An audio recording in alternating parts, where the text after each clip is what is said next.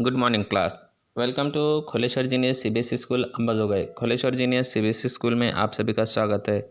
यह हमारी हिंदी की तासिका है कक्षा छठी के लिए। आज हम देखेंगे हमारा तीसरा चैप्टर नादान दोस्त। केशव के घर कार्निस के ऊपर एक चिड़िया के अंडे दिए थे। केशव और उसकी बहन शाम दोनों बड़े ध्यान से चिड़िया को वहाँ आते जाते देखा करते। सवेरे दोनों आंखें मलते कार्निस के सामने पहुँच जाते और चिड़िया दोनों को वहाँ बैठा पाते। उनको देखने में दोनों बच्चों को न मालूम क्या मज़ा मिलता। दूध और जलेबी की सूध भी न रहती थी। दोनों के दिल में तरह तरह के सवाल उठते। अंडे कितने बड़े होंगे, किस रंग के होंगे, कितने होंगे, क्या खाते होंगे, उनमें से बच्चे किस तरह निकल आएंगे, बच्चों के पर कैसे निकलेंगे, घोंसला कैसा है। लेकिन इन बातों का जवाब देने वाला कोई नहीं था। न अम्मा को घर के काम में धंधों से फुर्सत थी, न बाबूजी को पढ़ने लिखने से। दोनों बच्चे आपस में ही सवाल जवाब करके दिल को तसल्ली दे दिए करते थे। देखिए शाम केशव के घर पे क्या हुआ था। वहाँ पर एक मेज़ या जहाँ पर हम लेंटल कहते हैं, वहाँ पर क्या हुआ था, चिड़ी ने अंडे दिए थे और उनको देखने के लिए बच्चों को बहुत सारा मज़ा आता था। उनके दिल में हज़ारों सवाल होते थे। कलर कैसा रहेगा अंडे का, बच्चे कब निकलेंगे, किस तरह उनके पंख आएंगे, वो क्या खाते होंगे। ऐसे अलग अलग 50 सवाल उनके मन में आते थे और उनको जवाब देने वाला घर में कोई नहीं था। माँ घर के कामों में रहती थी और पिताजी पढ़ने लिखने में ही मस्त रहते थे। इसलिए वो आपस में एक दूसरे से बात करके तसल्ली कर लेते थे। श्यामा कहती, क्यों भैया, बच्चे निकल कर फुर से उड़ जाएंगे। केशव विद्वानों जैसे गर्व से कहता, नहीं रे पगली, पहले पैर निकलेंगे, बगैर पैरों के बेचारे कैसे उड़ेंगे। श्यामा बच्चों को क्या खिलाएगी बेचारी। केशव इस पेचीदा सवाल का जवाब कुछ न दे सकता था। इस तरह 3-4 दिन गुजर गए। दोनों बच्चों की जिज्ञासा दिन ब दिन बढ़ती जाती थी। अंडों को देखने के लिए वे अधीर हो उठते थे। उन्होंने अनुमान लगाया कि अब ज़रूर बच्चे निकल आएंगे। बच्चों के चारे का सवाल अब उन्हें सामने आ खड़ा हुआ। देखिए, जब भी छोटे बच्चों को परिंदों के अंडे देखने के लिए बहुत उत्सुकता होती है, जैसे इन दोनों थी, केशव और श्यामा को। एक दिन श्यामा बोलती है कि बच्चे फुर कर के उड़ गए होंगे। तब केशव विद्वानों की तरह क्या कहता है, जैसे उसे बहुत होशियार हो ऐसा वो कहता है कि नहीं रे, पहले उनके पर निकलेंगे फिर बाद में वो उड़ेंगे। तो अब वो क्या खाएंगे, तो चिड़ी उनको क्या खिलाएगी। तो ये सवाल पर उनके पास कोई जवाब केशव के पास नहीं होता है। तब उनकी जिज्ञासा और भी बढ़ जाती है। दिन ब दिन 3-4 दिन हो गए। दिन ब दिन उनकी जिज्ञासा और भी बढ़ने लगी कि अब क्या होगा, अब क्या होगा, अब क्या होगा। और बाद में तो बच्चों के खाने का सवाल, चारे का सवाल उनके सामने आ गया।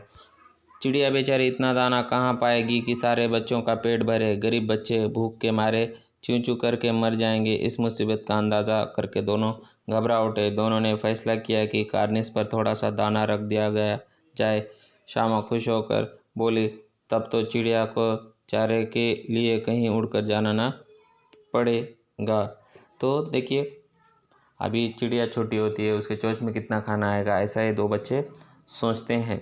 लेकिन फिर भी चूँ चूँ करने के लिए या ज़्यादा घूमने के लिए ज़रूरत नहीं पड़ेगी। इसलिए हम क्या करते हैं, कार्निस पर क्या करते हैं, थोड़े से जो चारा होता है वो हम डाल देंगे। इसकी तरह उसे चारे के लिए कहीं भी भटकना नहीं पड़ेगा। केशव, नहीं, तब क्यों जाएगी। श्यामा, क्यों भैया, बच्चों को धूप नहीं लगती होगी। केशव का ध्यान इस तकलीफ़ के तरफ न गया था। बोला, ज़रूर तकलीफ़ हो रही होगी, बेचारे प्यास के मारे तड़पते होंगे, ऊपर छाया भी तो नहीं कोई नहीं। आखिर यही फैसला हुआ कि घोंसले के ऊपर कपड़े की छत बना देनी चाहिए। पानी की प्याली और थोड़े से चावल रख देने का प्रस्ताव भी स्वीकृत हो गया। दोनों बच्चे बड़े चाव से काम करने लगे। श्यामा माँ की आँख बचाकर मटके से चावल निकाल लाई। केशव ने पत्थर की प्याली का तेल चुपके से ज़मीन पर गिरा दिया और उसे खूब साफ करने में उसमें पानी भरा। देखिए, अब बच्चों ने क्या किया कि फिर उनके सामने नया सवाल आया कि बच्चों को धूप नहीं लगती होगी, क्योंकि जो बच्चों का ये था, जो घर था, तो वो कहाँ से था, धूप में था। इसलिए वो कहने लगे कि बच्चों को धूप नहीं लगती। फिर उन्होंने तय किया कि आप क्या करेंगे, हम कपड़ों की छत बनाएंगे उनके लिए दाना और पानी दोनों रखेंगे। इसके लिए श्यामा ने क्या किया, श्यामा ने जाकर माँ के नज़रों से चुरा कर चावल लेकर आ गई। और केशव ने क्या किया, पत्थर की प्याली का तेल चुपके से ज़मीन पर गिरा दिया। जो प्याली थी उसमें कैसे तेल गिरा दिया और उसमें पानी भरकर वहाँ पर रख दिया। किसके लिए, चिड़िया के लिए। अब चांदनी के लिए कपड़ा कहाँ से आएगा, फिर ऊपर बगैर चिड़ियों के कपड़ा रहेगा कैसे, और चिड़ियाँ खड़ी होंगी कैसे। केशव बड़ी देर तक इस उधड़ बुन में रहा। आखिरकार उसने यह मुश्किल की भी हल कर दी। शाम से बोला, जाकर कूड़ा फेंकने वाली टोकरी उठा लाओ। अम्मा जी को मत दिखाना। श्यामा, वह तो बीच से फटी हुई है, उसमें से धूप न जाएगी।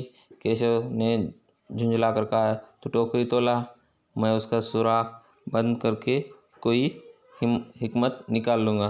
तो देखो, अभी सवाल दूसरा खड़ा हो गया कि वहाँ पर छत डालेंगे कैसे, वो रहेगी कैसे, उसको लकड़ियाँ कहीं से बैठना पड़ेंगी, और सबसे बड़ा सवाल कि कपड़ा आएगा कहाँ से। तो ये सब सवाल जब चल रहे थे तब केशव के दिमाग में एक आइडिया आई। वो कहने लगा कि कूड़ा फेंकने वाली जो टोकरी है वो लेकर आओ। और श्यामा बोली, उसमें तो छेद है, तो सुराख बंद कैसा होगा, तो मैं कुछ ना कुछ उसकी आइडिया लगा लूँगा। तुम क्या करो, सिर्फ माँ को दिखने मत दो और वो जाकर टोकरी ले आओ। श्यामा दौड़कर टोकरी उठा लाई। केशव ने उसके सुराख में थोड़ा सा कागज़ ठूंस दिया और तब टोकरी को एक टहनी से टिका कर बोला, ये देख, ऐसे ही घोंसले पर उसकी आड़ कर दूंगा, तब कैसे ही धूप जाएगी। श्यामा ने दिल में सोचा, भैया कितना चालाक है। तो जब वो टोकरी लेकर आई, टोकरी के बीच में जहाँ पर छेद था उसने वहाँ पर क्या कागज़ डाल दिया और घोंसले के आड़ उसने क्या किया, उस टोकरी को रख दिया जिससे धूप नहीं आएगी। तब श्यामा ने सोचा, मेरा भाई कितना होशियार है। ये पार्ट 1 है जो यहाँ पर समाप्त हो गया। कल के तासिका हम देखेंगे भाग 2। तब तक के लिए धन्यवाद। Have a good day, bye, thank you.